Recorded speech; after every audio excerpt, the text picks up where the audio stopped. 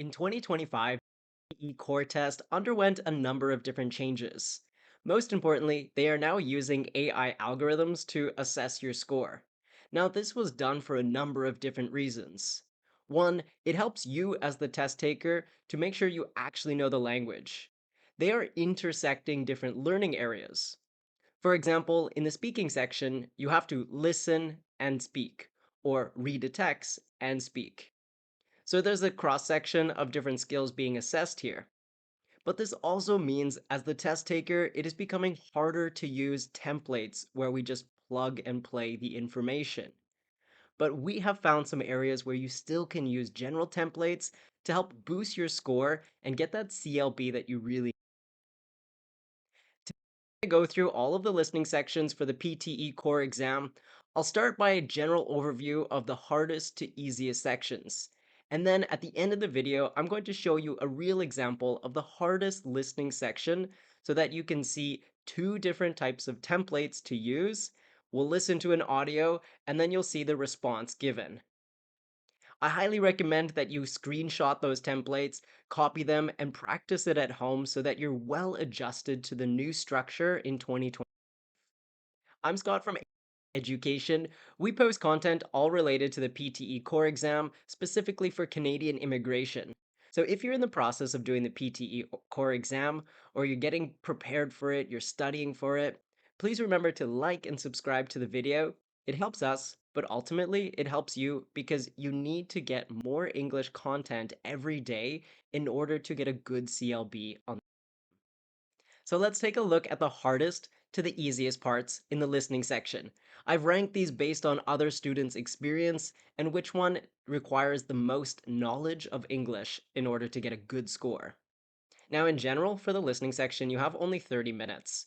Most of the time, you will hear an audio clip and then you either have to select an answer or you have to type your answer to reply. You only get to hear the audio once, so taking notes is really essential here. And we're going to practice something called the Cornell note-taking method, and I'll explain more about that later. But now, let's take a look at hardest to easiest. By far, the hardest section is to summarize a spoken text. We're going to study this in depth at the end of the video. But in general, when you are summarizing a spoken text, you get to hear it only once. It's usually something academic or maybe slightly general. It's a short audio clip, about up to 90 seconds long, so a minute and a half. Then you have to write a one sentence summary. Well, it could be one or two sentences, but it's 20 to 30 words. So it's very short. So stay tuned to the very end of the video. We're going to look at two different templates that will help you to score high in this section. Following that, we have multiple choice, multiple answer. The reason this section is tricky is because you have to really understand the audio in order to select the best answers. Analyze the text, think very critically about which answer might be the best. The next one is fill in the blanks. Here, we're listening for key words. Now, a big tip here is that if you miss one of the words, just move on because the audio will not pause. So if you miss the first word, you do not have time to think about what it was. Quickly keep following the text with your eyes and then answer the rest. Multiple choice, single answer is also a challenging, but less challenging because there's only one correct answer. Start by crossing out the answers that are completely wrong, and here we're listening for key pieces of detail. So you have to choose the answer that best fits the audio that you heard. Number 5 is to select the missing word. You're going to hear an audio, usually with a video as well, and you have to basically finish their sentences.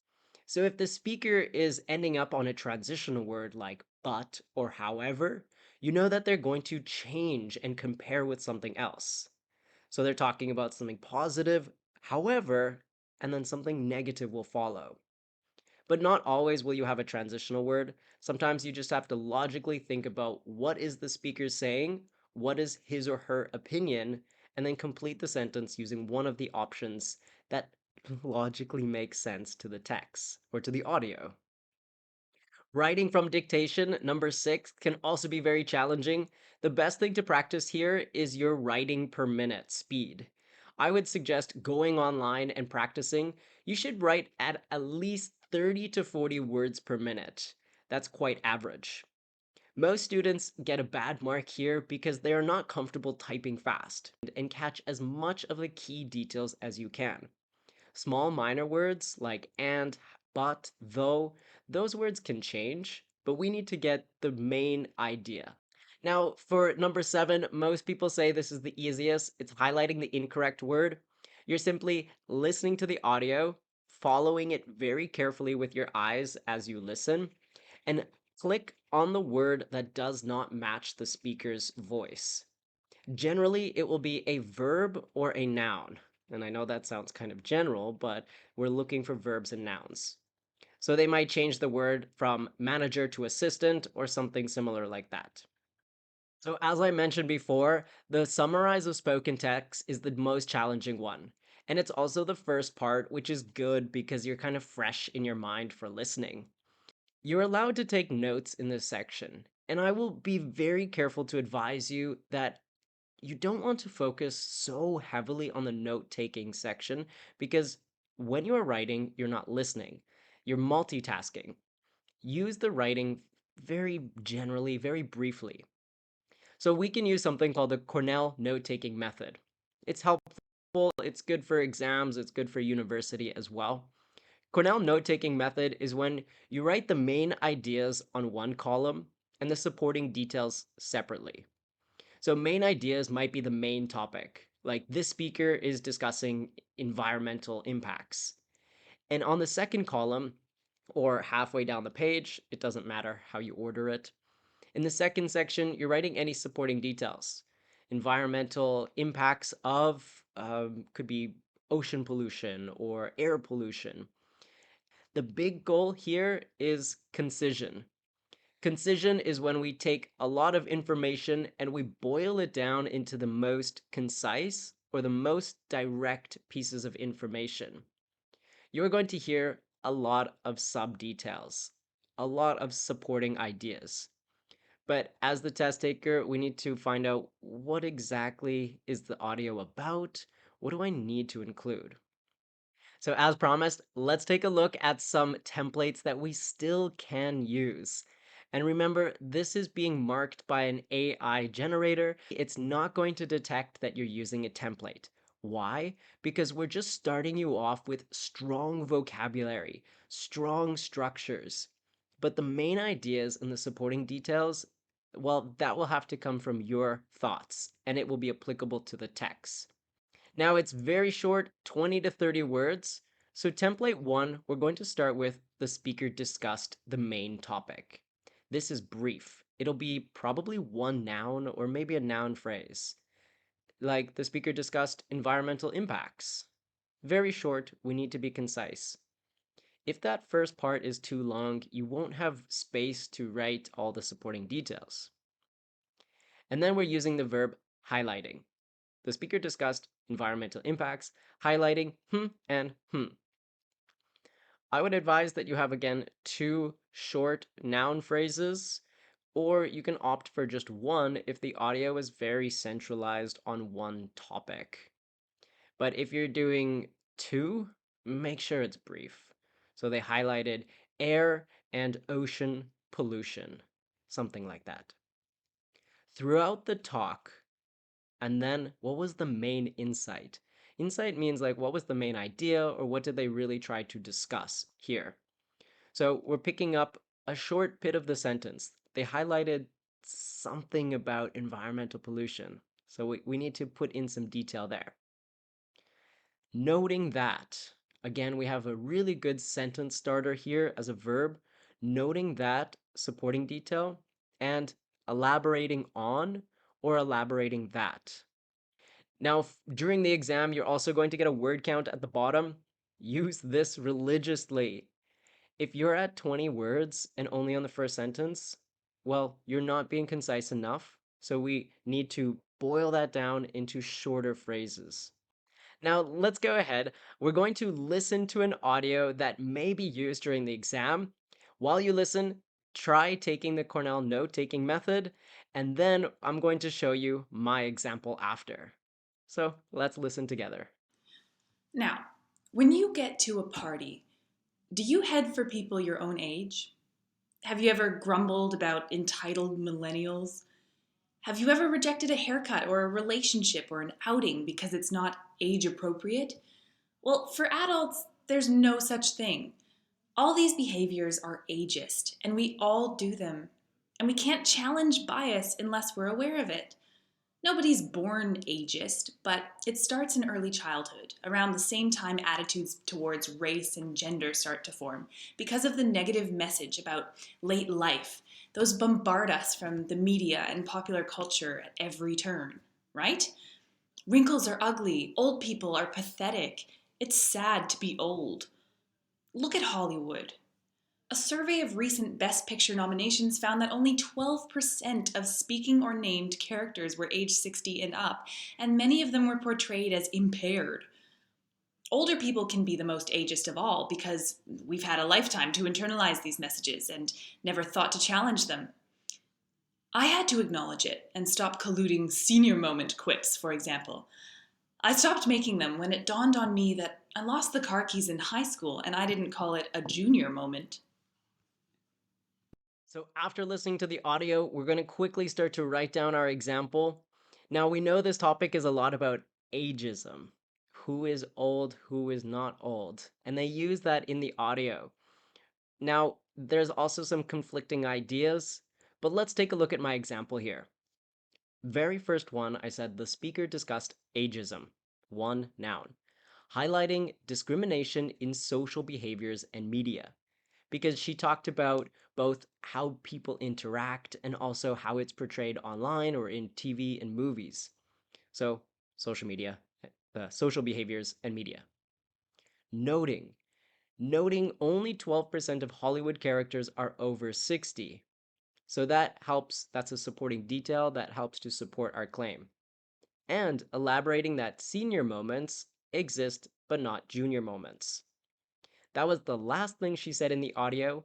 It was her conclusion, and it will be your conclusion as well. Now, I do understand that getting down numbers and percentages might be the hardest part, but if you can include them, try. Some audio clips will give you too much details, too much statistics and facts. So we need to pick one fact, one statistic that we can use. Only 12% of Hollywood characters are over 60. This one fits, it's 20 to 30 words, and it just is a perfect, concise summary for our listening of the audio. Okay, let's take a look at template number 2. This one is similar. Template number 2, we're also going to keep this very concise. We have our main topic and some supporting ideas with our final takeaway. So let's look.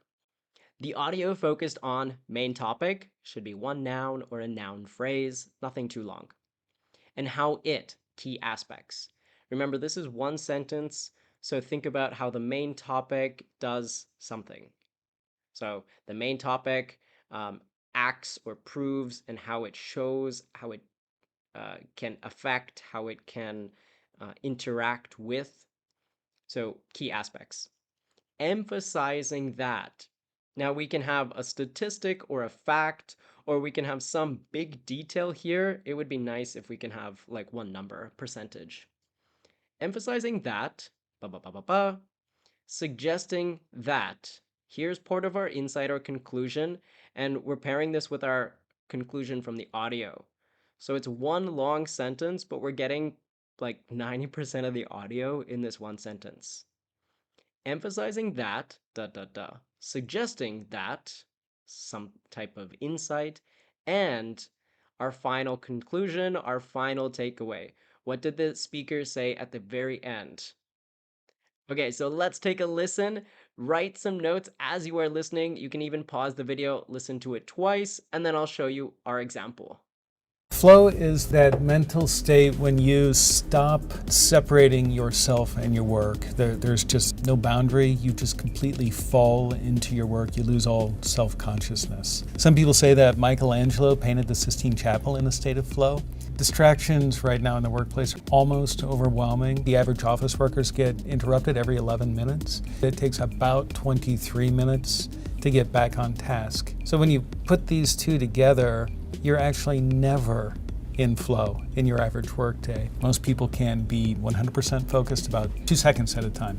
But right below that, there is something called sustained focus. Most people can maintain that for about 45 minutes. The amount of time an average human being can concentrate on anything. Many days I go home completely worn out and exhausted. And when I think about what it is I actually got done, even though I was frantically busy all day, all I did was answer every single little distraction. Our research says that on a typical day, students and workers switch tasks every 3 minutes. Multitasking is not being productive. A person who multitasks is switching from one activity to another and never giving their full attention to. Right, so this audio was largely about flow state. Maybe you've heard about it before. If you haven't heard about it, it's kind of confusing because, well, we don't usually use flow like this, but it's about concentration. So here's our example. The audio focused on flow state, short and simple, and how it helps deepen focus and task efficiency. That was like the main idea we got in the audio. Flow state is about task efficiency. Emphasizing that regaining concentration takes 23 minutes. That's our statistic. Suggesting that multitasking doesn't increase productivity and reduces concentration. So we've boiled down like at least 70% of the audio down into one sentence. Getting your concentration back takes 23 minutes, multitasking doesn't help, and it reduces concentration. All right, so very short, very sweet and simple. But look for the sentence starters. Audio focused, emphasizing that, suggesting that, bump, and bump. It's very sweet, but these plug and play templates can be used and reused every time you take the listening section for the PTE core exam. Now, in order to practice for this section, I really recommend that you just listen to a variety of different content online. TED Talks, Khan Academy, any type of audio clip or news clip, and just focus on short clips, 1 minute to 1.5 minutes. Then, in your own head, try to summarize what the speaker was talking about. This will really give you the confidence to take information online or take it from a speaker and then retell it in your own words. But we're not just retelling it simply. We still want strong academic vocabulary or good sentence starters that organize your speech. If you have any time remaining from the 10 minutes, proofread, look for grammatical mistakes, punctuation errors, or any other way that you can be more concise, working on concision. So as you know, in 2025, the PTE core exam has undergone a lot of changes. It's becoming harder to use templates, but definitely in the listening section, you can use these two really helpful templates to help boost your score and just bring down your nerves in the exam because you are prepared with a structured sentence. All you have to do is insert the information from the audio as closely as you can. The rest of the sentencing you don't have to worry about. Now, if you watched to the end of the video and you found this information helpful, please do like and subscribe down below so that we can keep publishing more content every week and help you get a good score for the PTE core exam. I'm Scott from HZad Education. It's a pleasure seeing you, and we'll talk next week. Bye-bye.